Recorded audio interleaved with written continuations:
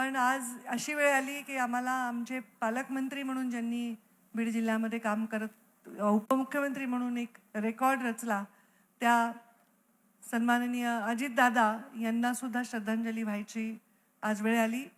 आज अजितदादा असते तर हे एक्सपो त्यांना खूप आवडला असता.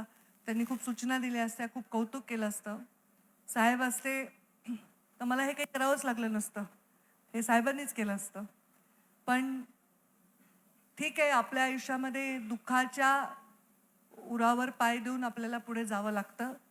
तर प्रत्येक परिवारामध्ये असं दुःख येतं आणि त्याच्यामध्ये उभं राहण्याचं ईश्वर त्यांना बळ देतो.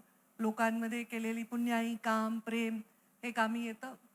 मला ग्रामीण विकास खातं आधी मिळालं होतं, तेव्हा बीड जिल्ह्यामध्ये पूर्ण गावाला 25-15 नावाचा फंड कधी माहीत नव्हता. तो गावागावामध्ये झाला. गावागावामध्ये पाण्याच्या योजना, ग्रामपंचायतचे कार्यालय, पंचायत समिती एकही नव्हती बीड जिल्ह्यामध्ये. पंचायत समितीचे इमारत, जिल्हा परिषद, मुख्यमंत्री ग्रामसडक योजना, जलयुक्त शिवार, जिथे मी जेव्हा मंत्री झाले ते 2,500-3,000 हजार टँकर होते, ते टँकर मुक्त जिल्हा करण्याचा जे प्रवास होता, असे अनेक कामं करता आले. हा माझा जिल्हा दुष्काळी आहे, हा जिल्हा मागासलेला आहे असं म्हणून जेव्हा या जिल्ह्याचे नेतृत्व करते तेव्हा काम करण्यासाठी जास्त संधी असते. आणि त्यामुळे या लोकांसाठी काम करण्यासाठी, रोजगाराच्या संधी उपलब्ध करण्यासाठी अनेक कामं केले. मंत्री झाल्यानंतर पहिल्यांदा इथे पशुवैद्यकीय महाविद्यालय आपण मंजूर केलं. 550 कोटी रुपयाचं हे महाविद्यालय बीडमध्ये होत आहे. अजितदादांनी मला मागितलं होतं बारामतीसाठी. मी म्हटलं, अजितदादा मी 2 मंजूर करते, दोन्हीला तुम्ही बजेट द्या. ते म्हटलं, बरोबर आहे ताई, तुम्ही तर आम्ही मागितलं बीडचंही करून घेतलं. म्हटलं हो. आणि आम्ही 2 महाविद्यालयांना परवानगी दिली. आणि आता हा महापशुधन एक्सपो आहे. मी इन्स्ट्रक्शन्स दिले होते की या महापशुधन एक्सपोचं फोकस हे पशु असावे, पशुवर झालेले प्रयोग असावे, त्याचा शेतकऱ्यांना कसा फायदा होईल हे असावं आणि ह्याच्यातून ग्रामीण भागातला तरुण उद्योजक कसा बनेल हे असावं.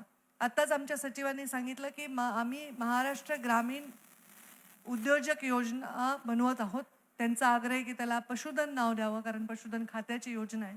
तर जे काही त्याला नाव येईल ती योजना करत आहोत. आणि महाराष्ट्र राज्यामध्ये कृषीला पशुसंवर्धनला कृषीचा दर्जा द्यावा हा आग्रह माझा होता आणि ती कॅबिनेट नोट करून आणली. ते पण असंच झालं की दादांच्या टेबलवर कॅबिनेटची नोट होती आणि दादा एक आमची मीटिंग चालू होती आणि एका हसन मुश्रीफ साहेबांच्या मतदारसंघात आम्हाला पशुधन खात्याची जमीन द्यायची होती त्यांना. म्हटलं, दादा ही जमीन मी देते, पण तुम्ही आधी आमच्या ह्याच्यावर सही करा. तर ते हसत होते की ताई बरोबर आपलं काम करून घेतात. म्हटलं, माझं काम नाही दादा, सामान्य माणसाचं, शेतकऱ्यांचं काम आहे. त्यांना खूप आवडला प्रपोजल, कौतुक केलं त्यांनी. मुख्यमंत्र्यांना खूप आवडलं आणि कौतुक केलं केंद्र शासनाने आमचं. केंद्र शासनाच्या कॉन्फरन्समध्ये सांगितलं की महाराष्ट्र पहिलं राज्य आहे ज्यांनी पशुसंवर्धनाला कृषीचा दर्जा दिलेला.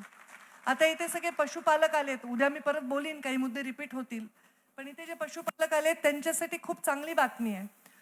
कर्जाचा व्याजाचा दर जसा कृषीला आहे तसा मिळणार आहे. तुम्हाला तुमच्या लाईट बिलावर सबसिडी मिळणार आहे. तुम्हाला प्रत्येक लाभ जो कृषी म्हणून शेतकऱ्याला मिळतो तो मिळणार आहे. आणि त्याच्यामुळे पशुधनामध्ये वाढ होण्यासाठी, पशुउद्योग वाढवण्यासाठी आपल्याला फार मोठी मदत मिळणार आहे.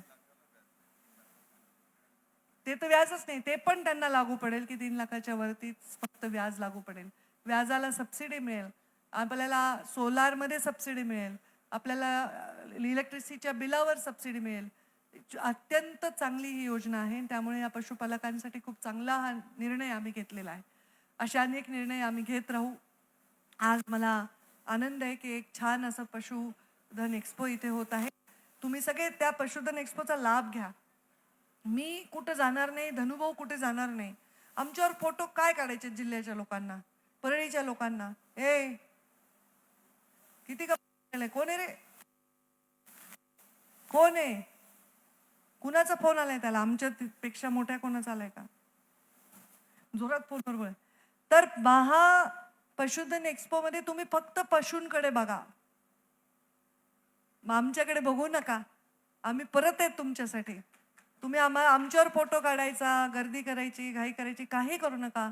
प्रत्येक गोष्ट नीट बघा, तुम्हाला त्याचा कसा उपयोग करून घेता येईल हे बघा. आणि आम्ही उद्या मुख्यमंत्री महोदय येणार आहेत. सुमारे 10:30 वाजता सभामध्ये लोकांनी बसायचंय, जे ग्रामीण भागातील आलेले लोक आहेत. आणि मुख्यमंत्री महोदय आल्यानंतर राष्ट्रवादी पक्षाचे म्हणजे आमचे महायुतीचे जे शिवसेनेचे आणि आमचे भाजपचे असे 5-5 महत्त्वाचे लोक हेलिपॅडला जातील त्यांना रिसीव्ह करायला. 5-5 महत्त्वाचे लोक इथे एंट्रन्सला त्यांचं स्वागत करतील आणि बाकी ते बग्गीमध्ये बसून ते एक्सपो बघणार आहेत. त्यामुळे ते एक्सपो बघत असताना आपण त्या बग्गीच्या बाजूला गर्दी केली, त्यांना प्राणी दिसणार नाहीत. प्राणी पण डिस्टर्ब होतात तुमच्या गर्दीमुळे, घाबरतात. तर त्यांना ते बघू द्या. आपल्या परळीत आपण किती चांगलं आयोजन केले हे त्यांना बघू द्या. फोटो काढण्याचं वगैरे तिकडे उधम करू नका. ते सगळं बघून जेव्हा स्टेजवर येतील, मग स्टेजवर आल्यावर जो कार्यक्रम प्रोटोकॉल प्रमाणे आहे तो होईल. तर माझी हीच विनंती आहे की उद्या सगळ्यांनी सहकार्य करा. मी इथेच राहणार आहे. पूर्ण शिवरात्रीचं महादेवाचं दर्शन घेतल्याशिवाय जाणार नाही. पूर्ण पशुधन एक्सपोचं पॅकिंग करूनच जाणार आहे मी. तर त्यामुळे पुन्हा जेवढ्या लोकांना भेटायचं आहे, काय करायचं करू. इथे आता स्पर्धा होणार आहेत, ते पण बघा. छान स्पर्धा आहेत की कसं बैलांचं ते मूल्यांकन करतायत, की बकऱ्यांचं करतायत, श्वानांचं करतायत. छोट्या छोट्या हायब्रिड एक गिनीज वर्ल्ड रेकॉर्डमध्ये एक म्हशीचं एक त्यांनी प्रयोग केलाय. जशी पुंगनूर गाय आहे तशी ती म्हैस आहे, मुरा, बरोबर. तिचं छोटं व्हर्जिन आणलंय, तर त्याला गिनीज वर्ल्ड रेकॉर्डमध्ये ना त्यांच्यावर फोटो काढा ना. आम्ही तर आहेच पुन्हा. तर ते बघा, त्याचा अभ्यास करा. तरुण मुलांना सांगते 50% सबसिडी आहे. 1 कोटी जर तुम्हाला खर्च असेल तर 50 लाख रुपये सबसिडी आहे. तर असला उद्योग आहे का कुठे 50% सबसिडीचा? काही काही ठिकाणी अजून जास्तीची सबसिडी मिळू शकते. तर 5-10 लाखाचे फंड मागण्यापेक्षा मला बकऱ्या मागा, गाई मागा, कोंबड्या मागा. आणि मी त्या अधिकाऱ्यांना सांगते की आमच्या कोंबड्या आणि बकऱ्यांचं पूर्ण रक्षण करा. आज रात्रीतून कोंबड्या आणि बकऱ्यांची संख्या कमी नाही झाली पाहिजे. खूप भूक लागली म्हणून नेले उचलून, तसलं काही करू नका. बरोबर आहे ना? हा, पुन्हा शिवरात्र तर परवा आहे ना, उद्या काय होईल त्याच्यामुळं म्हणलं करू नका. आजही एकादश आहे म्हणा, काही नाही. पण ते नेऊन ठेवून खातील ना पुन्हा, ते काही हुशार आहेत आपल्यापेक्षा. म्हणून म्हणलं बकऱ्यांची आणि कोंबड्यांची काळजी घ्या. तर तुम्ही सर्वजण पूर्णपणे याचा लाभ घ्या. शहरात राहणाऱ्या माणसालाही 2-4 एकर शेती असते गावाकडे. बघा काय करता येण्यासारखं आहे, बघा काय प्रयोग आहे. कमी जमिनीत सुद्धा कसं वरती बकरी, खाली कोंबड्या, खाली फिश पॉन्ड करून कशी शेती करता येईल. शिकलेल्या मुलांनी आपापल्या शेतीत हे प्रयोग करावे असा माझा आग्रह आहे. 50% 75% सबसिडी असताना हा प्रयोग केलात तर तुम्ही उद्योजक व्हाल. 10-5 हजार रुपये कमवण्यापेक्षा तुम्ही 4 माणसांना हाताखाली ठेवाल जर तुम्ही मोठा प्रयोग केला तर. आणि त्याला सगळा दर्जा कृषीचा असल्यामुळे सबसिडी, सोलार विलार काही अडचण येणार नाही. माझी इच्छा आहे की ग्रामीण भागातील तरुणांनी उद्योजक व्हावं. जेव्हा इथे महाविद्यालय होईल तेव्हा खूप तुम्हाला सपोर्ट मिळेल. तिथे रिसर्च होईल वगैरे. सगळे डिटेलमध्ये आता काही बोलणार नाही, कारण आज भाषणाचं औचित्य नव्हतं. धनुभाऊ म्हणले नाही मी बोलणार, त्यामुळे मला त्यांच्याही वतीने बोलावं लागलं. आता सगळ्यांना एवढीच विनंती आहे की आपण ह्या पूर्ण 3 दिवस याचा लाभ घ्यावा. सर्व शिस्तीने पालन करावं. उद्या मुख्यमंत्री महोदय येणार आहे, तर 10:30 वाजता आपण आपल्या खुर्चीवर